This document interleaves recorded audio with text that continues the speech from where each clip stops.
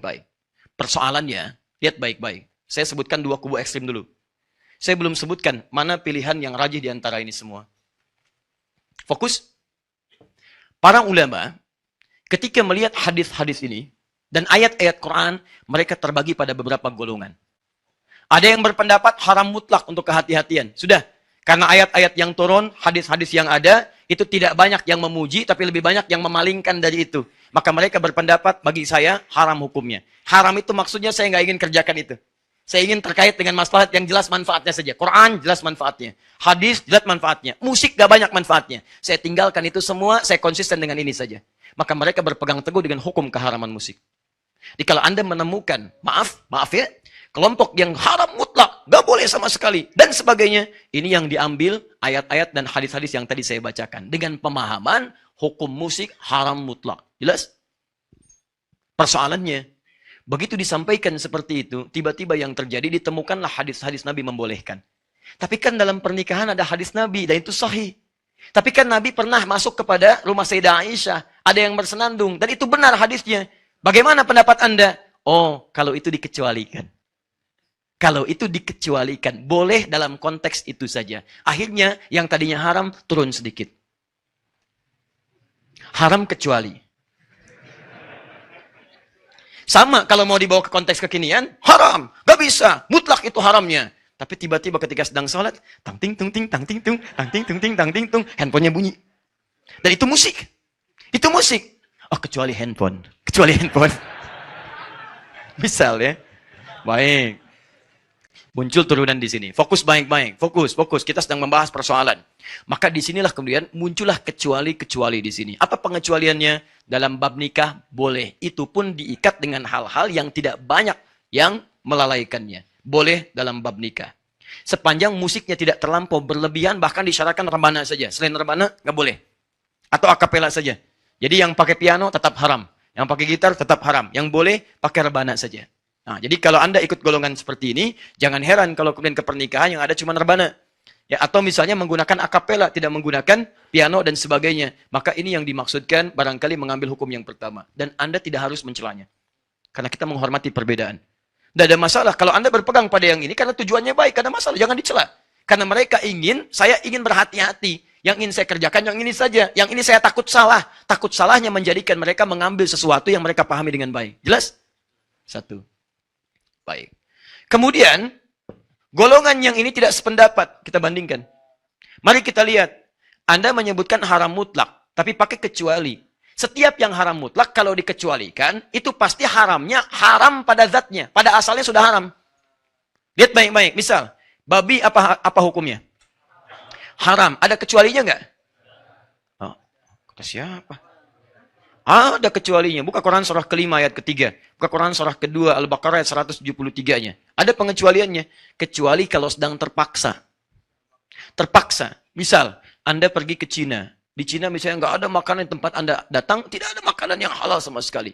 Kalau Anda nggak makan, Anda bisa meninggal. Yang ada cuma babi. Kalau tidak makan, Anda meninggal. Boleh makan babi? Tidak besar begitu, bagaimana babi besar dimakan? Tidak. Potong dulu, kemudian ambil dagingnya, masak dulu, dan makanlah kemudian secukupnya yang membuat hilang lapar Anda. Makan babi besar begitu. Nah, jadi babi, hukum asal dari babi itu haram. Asalnya haram mutlak. Dikecualikannya kalau sedang darurat. Jadi semua yang haram mutlak itu kalau dikecualikan saat darurat saja. Kalau tidak darurat, dia tidak halal. Tetap haram. Sekarang, mohon maaf, fokus ini. Mana dalil yang mengatakan kalau pernikahan itu darurat? Asal pernikahan itu bukan darurat. Bapak, saya mohon izin, besok saya menikah, Pak. Kenapa? Darurat. Oh, tidak ada. Nikah itu bahkan hukumnya sunnah asalnya. Ada yang menyebut mubah. Nggak ada orang mengatakan hukum darurat. Di hukum nikah itu beda dengan hukum makan babi. Kalau yang tadi itu darurat sifatnya, kalau nggak makan saya meninggal. Tapi kalau nikah kan lain. Hukum asalnya bukan haram bahkan. Jadi nggak bisa hukum yang mubah, hukum yang sunnah, itu dijadikan darurat untuk menepikan yang haram. Jadi kiasnya nggak sama di sini. Ada kekurangan dalam hukum di sini. Ada yang tidak tepat di sini. Jadi kalau Anda ingin mengecualikan seperti hukum yang tadi, mesti ada persamaan. Dalam kaidah usul fikih, itu dinamakan dengan kaidah ilat yang tidak sama, maka hukumnya tertolak. Tertolak, ingat baik-baik. Ya. Saya turunkan dulu. Ustaz, itu kan ijma ulama. 4 madhab mengharamkan musik. Pernah dengar kalimat itu? Baik, 4 madhab mengharamkan musik. Mari kita lihat. Saya pernah keluarkan beberapa artikel teman-teman. Dan saya simpulkan semua artikel yang berbahasa Indonesia rata-rata mengambil referensi dari artikel Arab yang saya telah turunkan di sini printout-nya. Ada di sini semua. Dan dalilnya sama semua. Jadi ngambilnya dalilnya sama, Qurannya, hadisnya macam-macam dari sini semuanya. Saya keluarkan, di antara yang dikutip adalah perkataan Imam Asy-Syafi'i. Disebut di situ di jilid yang keempat, halaman 92. Disebut kalimat Imam Asy-Syafi'i dan dengan kalimat kias yang luar biasa. Perhatikan baik-baik. Di situ disebutkan kalimat bahwa Imam Asy-Syafi'i tidak membenarkan wasiat dengan alat musik. Tidak membenarkan wasiat dengan alat musik. Bahkan kata beliau, kalau ada alat musik kemudian diwasiatkan, itu batal hukumnya. Ini menunjukkan kata beliau, Imam Asy-Syafi'i menghukumi haram bagi alat musik. Bahkan ada dari Imam Asy-Syafi'i keterangan, kalaulah kemudian, maaf, ada orang-orang yang mencuri alat musik, maka tidak dihukum qisas, nggak usah dipotong tangannya. Karena dia mencuri sesuatu yang diharamkan. Paham sampai sini?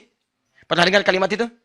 Nah, saya mencoba meneliti, sampai jam 2 saya cari, karena nggak disebutkan di bagian apa itu dimaksudkan. Dan itu yang menyalin juga beberapa kalangan, ada yang gelarnya cukup tinggi, ada yang sampai PhD dan sebagainya. Ada yang sebagian pernah juga mentahdir saya dan seterusnya, nggak ada masalah. Terus kita kumpulkan, kemudian kita keluarkan, saya sampai bilang kepada staf kami, tolong berikan, cari buku Al-Um. Karena di situ disebutkan Al-Um. 9 jilid, kita buka setiap jilidnya, ditemukan jilid yang keempat. Kita cek dalam kitabnya, apa yang terjadi. Ternyata, saya punya keyakinan kuat, yang bersangkutan belum tentu melihat isi kitabnya. Karena yang dimaksud di kitab itu bukan hal yang disampaikan oleh yang bersangkutan. Yang dimaksudkan pembahasan lain dalam konteks berbeda, tapi kalimatnya dipotong. Sehingga salahlah kesimpulan yang ada. Contoh, saya bukakan jilid yang keempat halaman 123.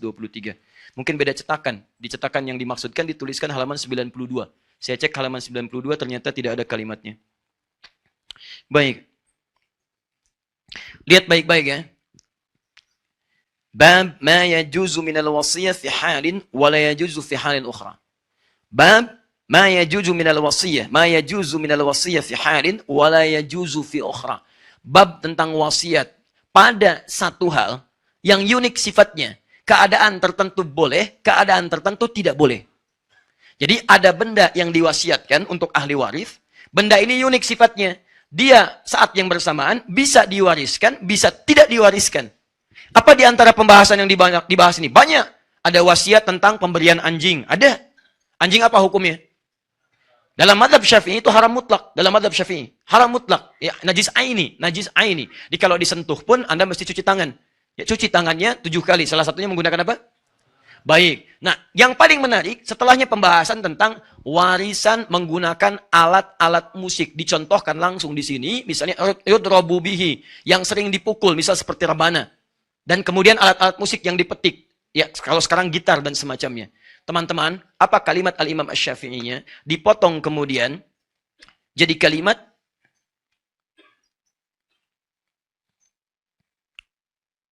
wa illam yasluh illa lidarbi lam tajuz 'indi. Dipotong sampai situ. Dan kalau wasiat tentang alat musik itu hanya dimaksudkan untuk alat pukul, alat musik saja, maka wasiat itu tidak boleh menurut saya. Batal. Teruskan. Disambung lagi kemudian. Wa in kana la yasluhu illa lidarbi batalat 'indil wasiyah. Wa hakadzal qaul fil mazamir kulliha. Ini yang dikutip sampai sini saja. Yang dikutip sampai sini saja. Lihat kalimatnya. Fa in kanat lahu wa in kana la yasluhu illa lidarbi batalat 'indil wasiyah. Kalau wasiat itu dimaksudkan alat musik yang biasa dipukul, kalau terjemahannya dipotong, maka maknanya berubah. Kalau yang diwasiatkan itu adalah alat musik yang biasa dipukul, maka menurut saya hukumnya batal wasiat, kata Imam Asy-Syafi'i. Kata beliau, ingin mengatakan, dialihkan potongan ini dengan terjemahan menurut yang menerjemahkan, dipahami, kata Imam Asy-Syafi'i, kalau warisannya berupa alat musik, maka itu batal hukumnya. Ini menunjukkan alat musik itu hukumnya haram. Demikian kesimpulan yang menyampaikan hukum haram. Padahal di bab ini kalau dibaca keseluruhan, Imam Asy-Syafi'i membagi 2 alat musik yang diwasiatkan. Alat musik pertama, sama alatnya, sama-sama rebana. Tapi yang pertama dipukul untuk yang bermanfaat. Seperti motivasi orang pada kebaikan, konteks dulu untuk berperang. Perang jihad. Jadi ketika mau jihad didorong, bikin syair, Hasan bin Sabit dipukul rebana, dang, ding, dung, gendang dipukul dan sebagainya. Kata Imam Asy-Syafi'i, kalau itu yang diwariskan maka halal hukumnya. Alatnya sama. Boleh. Tapi kalau yang diwasiatkan ke ahli waris, diwasiatkan kemudian, atau menjadi warisan, hanya alat musik yang digunakan untuk yang lahun saja yang ini. Untuk nyanyi-nyanyian yang tidak bermanfaat, untuk mabuk-mabukan, untuk diarahkan pada yang maksiat, itu yang dimaksudkan kata beliau, batalat andil wasiyah, batal wasiatnya. Di kalimat itu dari Imam Asy-Syafi'i, bukan ingin menghukumi musik haram mutlak, bukan. Imam Asy-Syafi'i ingin mengatakan alat musik yang dimaksudkan jika dipakai untuk hal-hal kepentingan maksiat. Sedangkan yang tidak maksiat, boleh dilakukan. Untuk persoalan ahli waris atau untuk wasiat diberikan pada generasi setelahnya.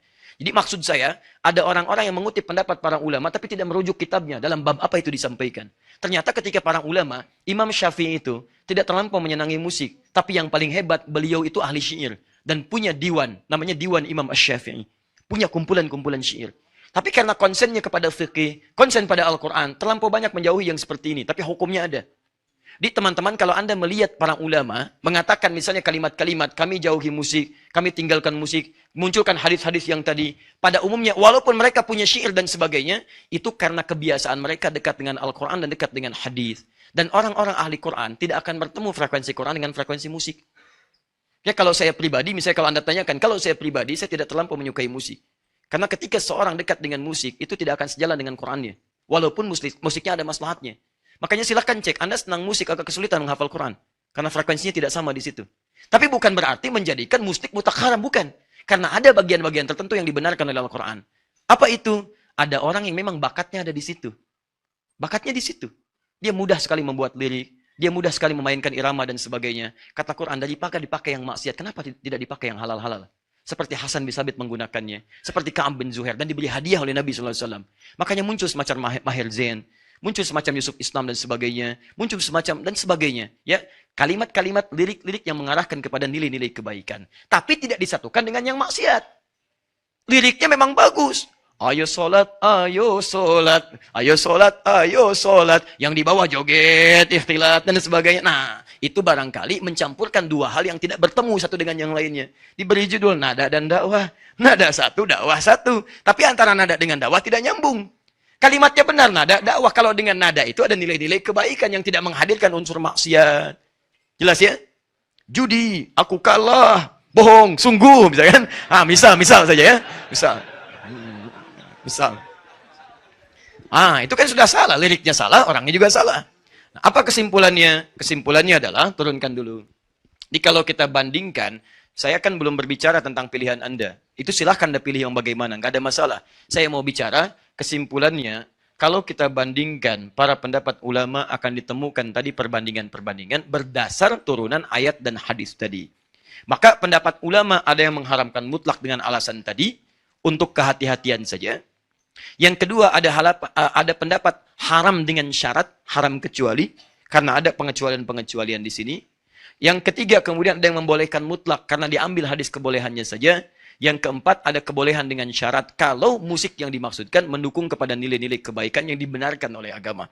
Di luar itu, maka semuanya masuk pada kategori yang tidak dibenarkan. Kita boleh punya pendapat dalam persoalan ini, baik pro ataupun kontra. Tapi bahasan kita hari ini bukan ingin menguatkan yang pro atau ingin menolak yang kontra, tapi membuka wawasan bagaimana hukum itu bisa ditenun dengan keadaan yang lebih baik, wawasan yang luas, sehingga Anda bisa menyimpulkan, oh ini rupanya seperti ini pandangannya. Kalau yang pro begini, kalau yang kontra begini. Dari pengetahuan inilah Anda silahkan nanti bisa menyimpulkan dan mengikuti mana yang ingin Anda pilih sesuai dengan wawasan-wawasan yang ditampilkan dalam kebolehan ranah syariat, Al-Quran, dan Sunnah. Sepakat sampai sini?